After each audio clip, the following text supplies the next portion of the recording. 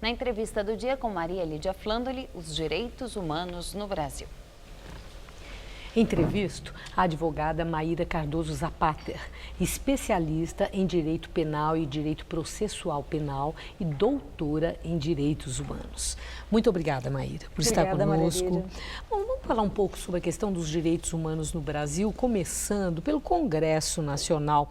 Eu vi um levantamento que foi feito pela Anistia Internacional, em que eles destacaram que em 2017, quer dizer, nesse ano, cerca de 200 pautas e projetos feriam, mas assim, frontalmente, direitos humanos conquistados já no Brasil. E aí eu quero começar por aí, ouvindo de você, o que é que explica esse retrocesso em relação a conquistas de tanto tempo? Bom, primeiro dizer boa noite para quem está nos assistindo. Acho que em grande medida, Maria Lídia, o que explica é a composição que a gente tem no Congresso desde as eleições de 2014.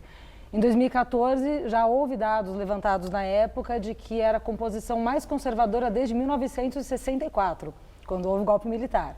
Então, da gente pensar nesses anos todos que essa é a mais conservadora, e mais conservadora quais são? As que vão representar setores sociais que tradicionalmente conservam o poder. E esses setores que tradicionalmente conservam o poder vão tender a retirar direitos, porque os direitos eles são sempre contra-majoritários, eles sempre vão observar questões de minorias. Então, desaponta, mas não espanta esse dado da Anistia Internacional de que haja tantos projetos que representem retrocessos. Bom, desaponta, mas não espanta, entretanto, preocupa e muito. Sem dúvida. Não é? Porque é relevante, falando em cerca de 200 pautas e projetos, é muita coisa. Maíra, isso em relação a esse desrespeito, esse ataque frontal a direitos humanos, que implica numa perda, isso revela uma tendência no Congresso Nacional? Revela uma tendência, eu entendo que sim, que revela uma tendência. Acho que é uma tendência que, como eu disse, se apresentou em 2014 e a gente está vendo o resultado de uma previsão que se fez lá. Sempre houve projetos considerados retrocessos, acho que os direitos humanos sempre estiveram em disputa. Sempre precisaram que movimentos sociais se empoderassem, colocassem as suas demandas.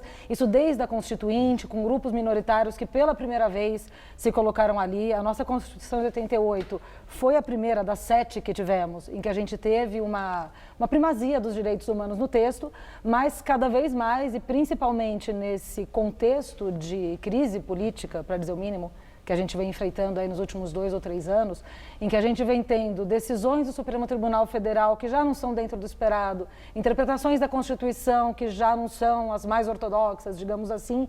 Então, sem dúvida, preocupa, porque se de um lado a gente tinha um Congresso que já vinha conservador, pelo menos se podia esperar que no Judiciário houvesse ali o guardião da Constituição, como o próprio nome diz, resguardando esses direitos. Mas já não é esse cenário que a gente vê, então não sei se o prognóstico é muito otimista.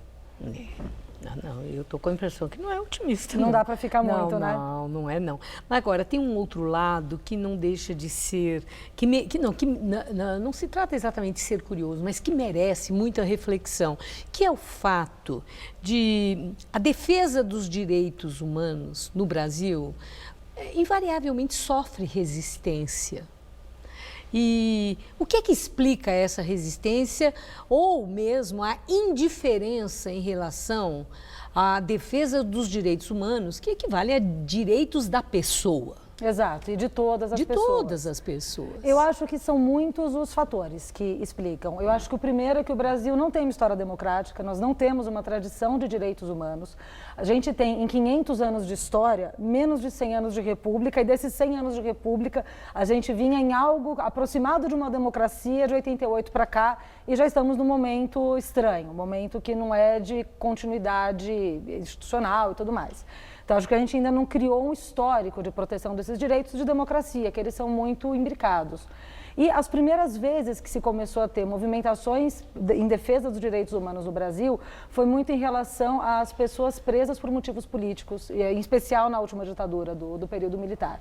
E se fez uma associação aí no senso comum, aí por desconhecimento, de achar que direitos humanos é direito de preso, portanto, defender direitos humanos, defender direito de preso, é defender condenado de crime, é defender crime, e se faz essa mistura que é prejudicial para todos. É interessante, usa essa expressão, não é nem de defesa de direito de preso, de bandido. Direitos humanos de bandido. De bandido, defesa de bandido, e isso parece que pegou. Parece que pegou e as pessoas não se veem no lugar de alguém que é titular daqueles mesmos direitos.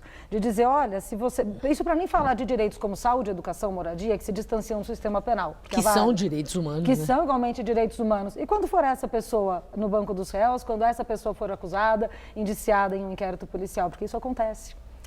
Bom, e nós estamos aí à beira, né, do início de 2018. 2018 é o ano em que a Declaração Universal dos Direitos Humanos completa 70 anos. Sim. E é ano eleitoral aqui no Brasil, eleições majoritárias. O que é que o eleitor deve estar atento e cobrar dos candidatos, do seu candidato, prestar atenção se candidato tenha sensibilidade para os direitos humanos, para a defesa dos direitos humanos e que compromisso que eles assumem, no seu entender, né? Que orientação você dá para cada eleitor no sentido de prestar muita atenção? Olha, acho que é importante ficar atento, primeiro, o que são direitos humanos, entender o que são direitos humanos, não ficar nessa demagogia rasa de achar que defender direitos humanos é defender direito de bandido e defender crime.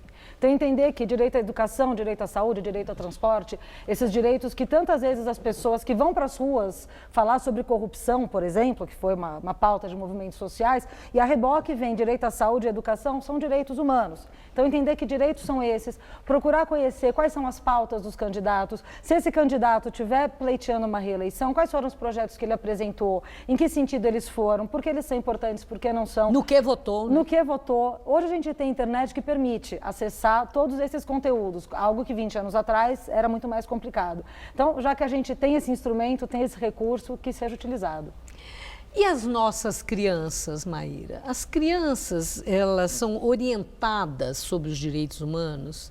Essa questão, direitos humanos, isso aí está incluído na prática e no currículo nas escolas brasileiras? Eu acho que muito menos do que deveria, Maria Lídia, porque por vezes, inclusive, temas que não é exclusividade dos direitos humanos, ou melhor, não é o único tema de direitos humanos, mas seria importante, como questões de gênero, para discutir violência contra mulheres, violência contra a população LGBT, já enfrenta uma resistência enorme porque entende que isso é uma ideologia de gênero, não tem nada a ver com isso. Então, às vezes, um tema que nem tem a ver com direito penal, como a gente estava dizendo, já tem resistência. E temas que poderiam ser incluídos de acordo com cada idade, de acordo com cada faixa etária, o que está aprendendo naquele ano, entender o que faz um vereador, o que faz um deputado, o que é um projeto de lei, o que é um crime, o que é um ilícito civil. Tudo Sim, isso no dia a dia, no humanos. convívio com os colegas. Exato, né? Os preconceitos, tudo isso aparece, né? Muito claramente. Aparece todos os dias e se poderia incluir de uma forma mais crítica, com mais conteúdo dentro dos currículos escolares. Bom, Maíra, você tocou um assunto que é a questão dos direitos humanos no que se refere à questão de gênero, que é uma pauta à parte que merece uma outra entrevista. Sem dúvida. Eu deixo, inclusive, aqui um convite para você voltar Já ao Jornal da Gazeta. Com toda Olha certeza. que ótimo. Vamos agendar para falar exatamente sobre direitos humanos no que se refere à questão de gênero no Brasil. Muito merece necessário. uma conversa e uma reflexão. Por ser algo assim bem peculiar. Com certeza. Certo. Vamos falar a respeito. Muito obrigada e eu agradeço muito sua entrevista. Eu que uma agradeço. boa noite. Obrigada pelo